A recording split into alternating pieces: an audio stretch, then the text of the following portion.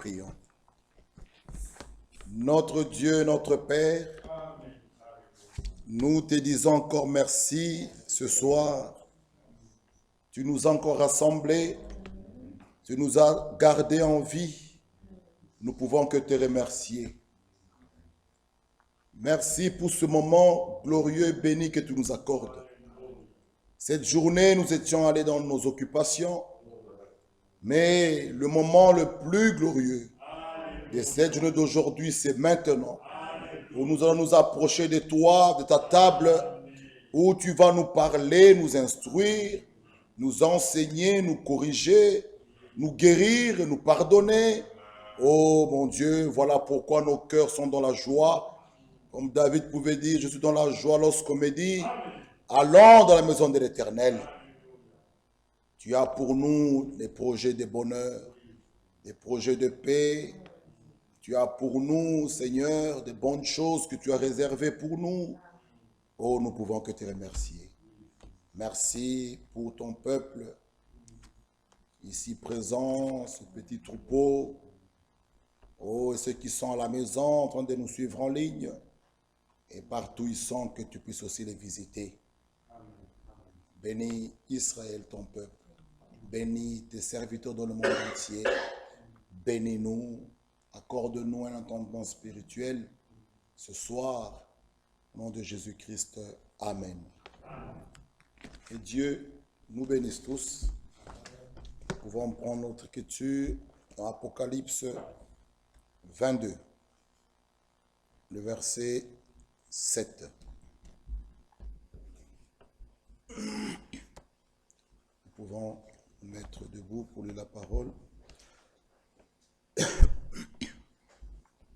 Apocalypse chapitre 22, versets 7 à 10. Bien, on peut même aller jusqu'à 12. Et voici, je viens bientôt. Heureux celui qui garde les paroles de la prophétie de ce livre. C'est moi, Jean, qui ai entendu et vu ces choses. Et quand j'ai entendu et vu, j'ai tombé aux pieds de l'ange qui me les montrait pour l'adorer. Mais il me dit, garde-toi de le faire. Je suis ton compagnon de service et celui de tes frères, les prophètes, et de ceux qui gardent les paroles de ce livre. Adore Dieu.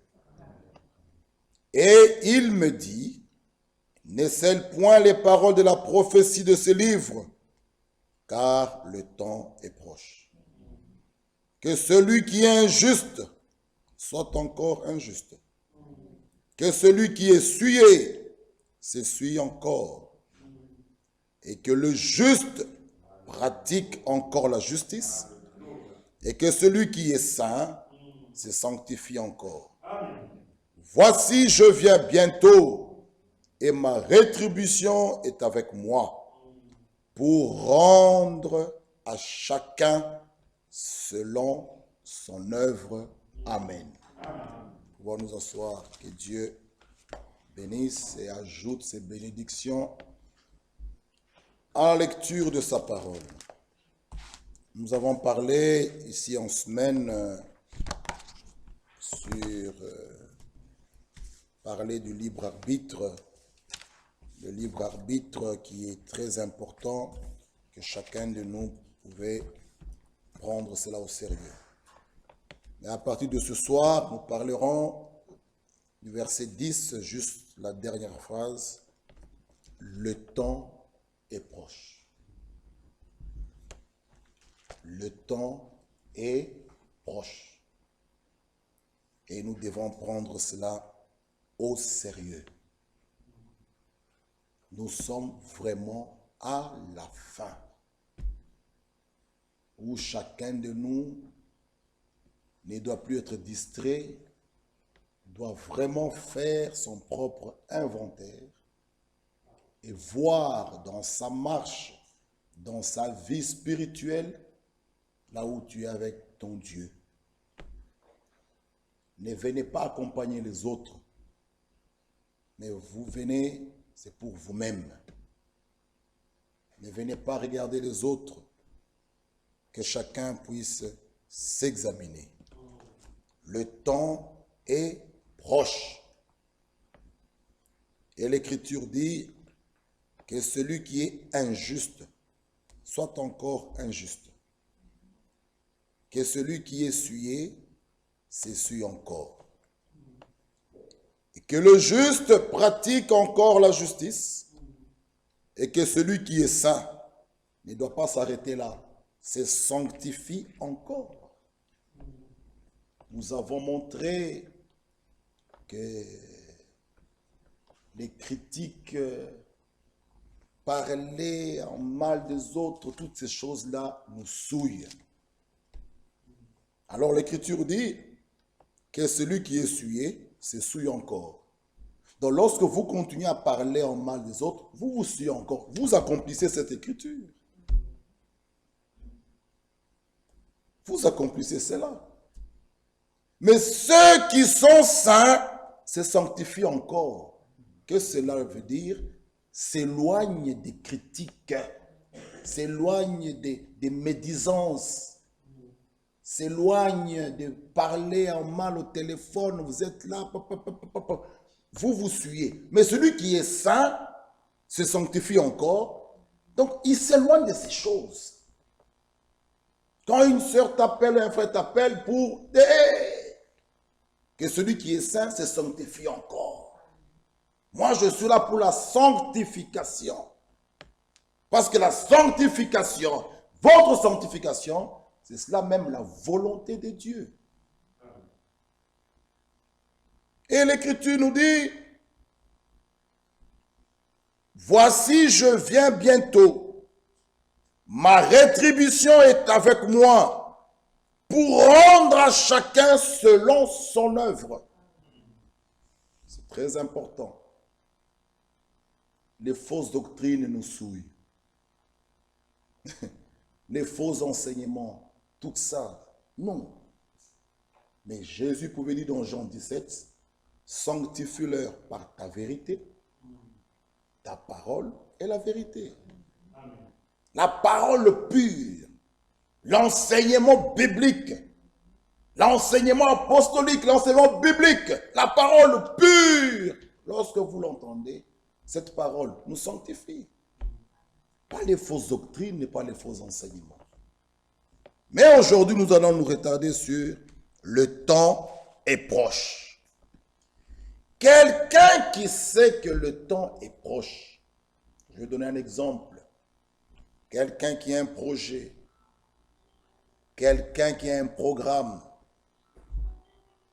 une jeune fille fiancée, lorsqu'elle voit que le temps qui s'approche, le temps des fêtes des noces, le temps de son mariage, elle est différente des autres qui n'attendent rien. Amen. Je peux répondre. Quelqu'un qui a un projet,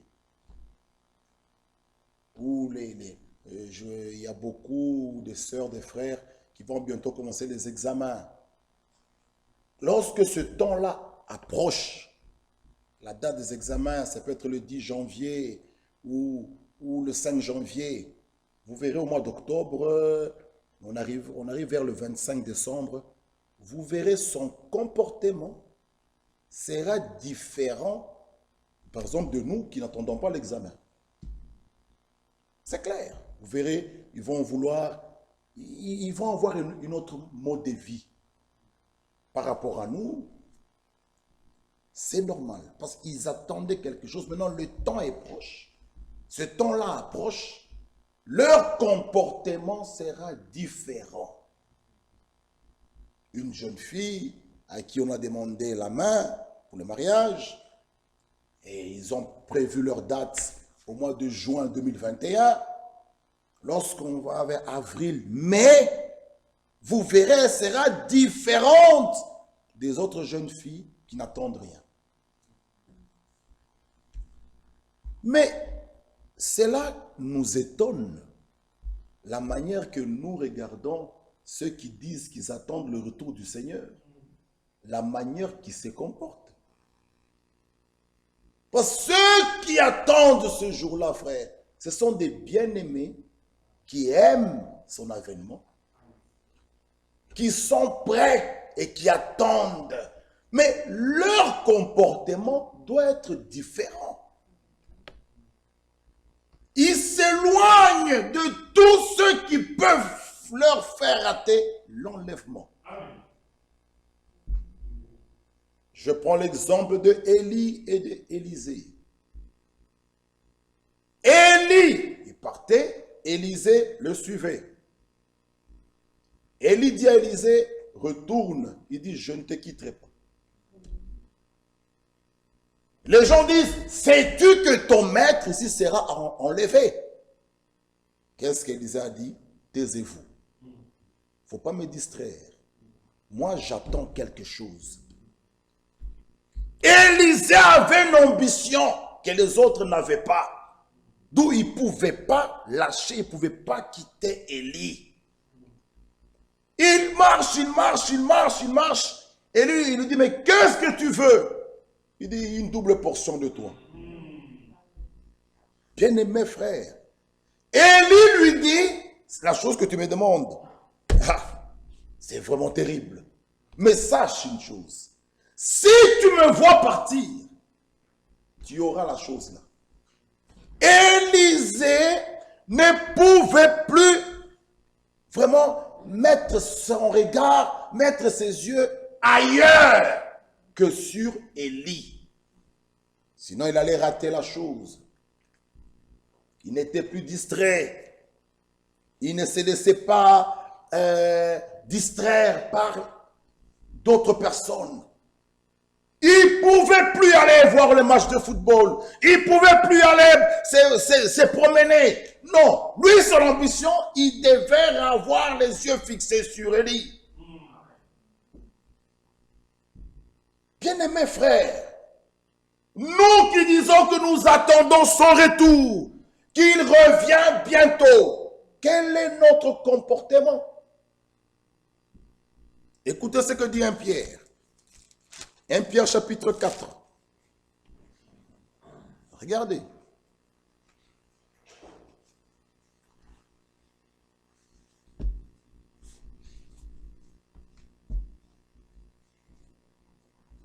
Pierre 4, le verset 7.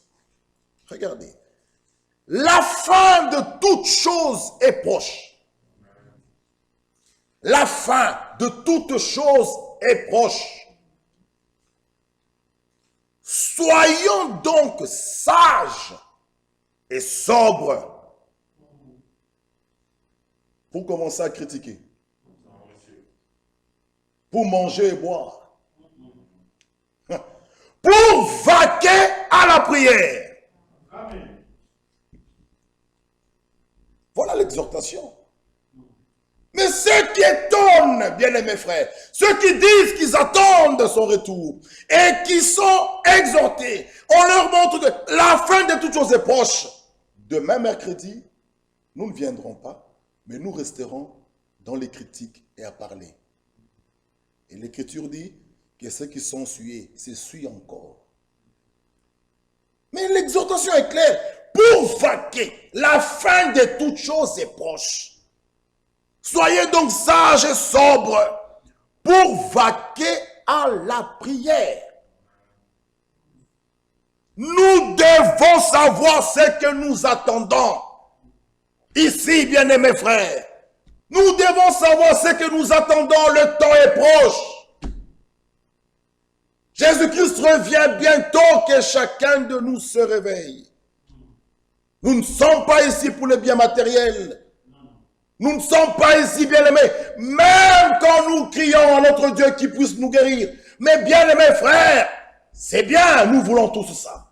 Mais la chose numéro 1, c'est l'âme. Même si ce corps est détruit, et que l'âme est sauvée, l'âme a la vie divine. Oh, lorsqu'il paraîtra, tu seras parmi les saints. Amen. Lazare, que Jésus lui-même a ressuscité, où est-il après? Ils nous attendent tous. Ce corps, oui, mais prenons soin d'abord pour l'âme. Le temps est proche. Il n'y a plus de temps. Et c'est que Dieu a dit, le psaume 33. Psaume chapitre 33. Le verset 9. Psaume 33, verset 9. Car il dit, et la chose arrive. Il ordonne, et elle existe. Psaume 46. Ésaïe 46.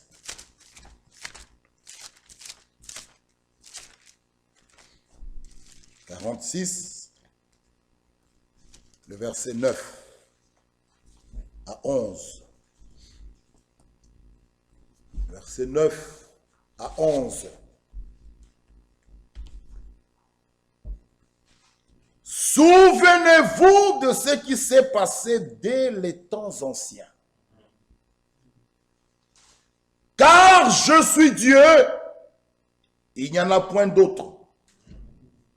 Ceci est vrai. Il est Dieu, il n'y en a point d'autre. Je suis Dieu et nul n'est semblable à moi. Le verset 10. J'annonce dès le commencement ce qui doit arriver. Longtemps d'avance ce qui n'est pas encore accompli. Je dis, mes arrêts subsisteront. Il continue à dire, et j'exécuterai toute ma volonté. Le verset 11, c'est moi qui appelle de l'Orient, un oiseau de proie, d'une terre lointaine, un homme pour accomplir mes desseins. Je l'ai dit et je le réaliserai. Je l'ai conçu et je l'exécuterai. Frère, il réalise ce qu'il a dit. Il exécute ce qu'il a conçu. Et l'Écriture nous dit, bien-aimés frères, nous pouvons relire cela au verset 10. J'annonce dès le commencement ce qui doit arriver. Quand Dieu conçoit quelque chose, d'abord il annonce cela avant que cette chose arrive. Il nous dit, j'annonce dès le commencement ce qui doit arriver. Et longtemps d'avance ce qui n'est pas encore accompli. C'est ça même l'omniscience de Dieu. Il connaît la fin avant même son commencement. Dieu est omniscient. Nous l'avons montré. Il est omniprésent. Il est omniscient. Satan n'est pas créateur. C'est notre Dieu qui est le créateur. Ah! Et Dieu est parfait. Et ce qu'il a dit, il va l'accomplir. Le temps est proche. Il revient bientôt. Maintenant, revenons dans 2 Timothée. Nous voulons un peu voir tous ces signes qui nous montrent réellement, vraiment que nous sommes à la fin. 2 Timothée chapitre 4. Nous allons revenir au chapitre 3, prenons un peu le chapitre 4. Non, 1 Timothée 4. 1 Timothée 4. 1 Timothée 4. Le verset 1. L'Esprit dit expressement que dans les derniers temps, c'est dans ces temps-ci dans lesquels nous vivons, est proche. Maintenant, regardons les signes. Regardons les choses qui s'attachent. Frère, ça doit nous réveiller. Il dit, dans les derniers temps, quelques-uns abandonneront la foi. Ah! Dans Luc 18, il nous est écrit, quand le Fils de l'homme viendra, trouvera-t-il la foi sur la terre? Aujourd'hui, les gens ont une foi intellectuelle. Une foi dans la lettre. Or, la lettre tue et l'esprit vivifie. Les gens aujourd'hui, avec cette pandémie, les gens deviennent trop intellectuels. Ici où nous sommes, frères, il y a la présence de Dieu. Voilà pourquoi, même lorsqu'on faisait la Sainte Seine, on buvait une même coupe. C'est un acte divin. Et nous croyons que Dieu est avec nous. Et il nous a toujours protégés. Comment je peux avoir peur de ce lieu-ci? Et je monte le tram. Je monte le bus. Nous travaillons. Mais j'ai peur de venir dans cet endroit. Là où 2 ou 3 sont rassemblés en son nom, il est parmi eux. Ça, il faut commencer par le croire. Une foi intellectuelle que les gens ont. Sache que dans les derniers temps, l'Esprit dit expressement. Ici, c'est l'Esprit. L'Esprit dit expressement. Nous avons lu avec vous. L'Esprit et l'épouse disent viens. L'épouse ne dit que ce que l'Esprit dit. Et ici, l'Esprit dit expressement que dans les derniers temps, quelques-uns abandonneront la foi. Quand le Fils de l'homme viendra, trouvera-t-il la foi sur la terre? La foi n'est pas le raisonnement. Non. La foi n'est pas la compréhension dont je vais un peu comprendre comment la guérison divine se passe. Là, c'est plus la foi. La foi est une ferme assurance des choses qu'on espère. Une démonstration de celles qu'on ne voit pas. Donc lorsqu'on vous prêche Marc 16, qu'ils imposeront les mains malades, les barres seront guéris, n'essayez pas à comprendre cela. Croyez-le, vous verrez la gloire de Dieu. C'est ça la foi biblique, qui est une révélation. N'essayez pas à comprendre Marc 16. Croyez, parce que c'est Dieu qui l'a dit. Et quand Dieu dit quelque chose, nous croyons.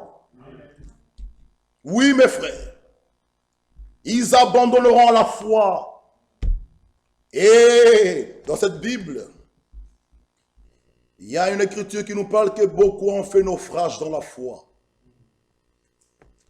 Vous pouvez le voir, ils ont la Bible, mais la lettre. Les gens deviennent trop intellectuels. Ils ont une foi intellectuelle. C'est pourquoi l'écriture de Timothée, nous allons lire, nous dit, ils ont l'apparence de la piété, mais régnant ce qui en fait la force. Qu'est-ce qui fait la force du croyant? C'est la parole. Mais toi, tu renies la parole. Donc, ce que tu montres là, c'est faux. C'est que l'apparence de la piété. Tu as l'apparence d'un chrétien. Tu as l'apparence d'une chrétienne. Il ne faut pas avoir l'apparence d'un chrétien, ni d'une chrétienne. La chrétienté, le christianisme est une vie. Ça commence à l'intérieur, bien-aimés frères. Bien-aimés frères, le christianisme, ça ne veut pas dire que je suis chrétien. Non, c'est une vie. C'est une réalité de la chose. On est chrétien, pas par les lèvres. C'est une vie qu'on mène. Et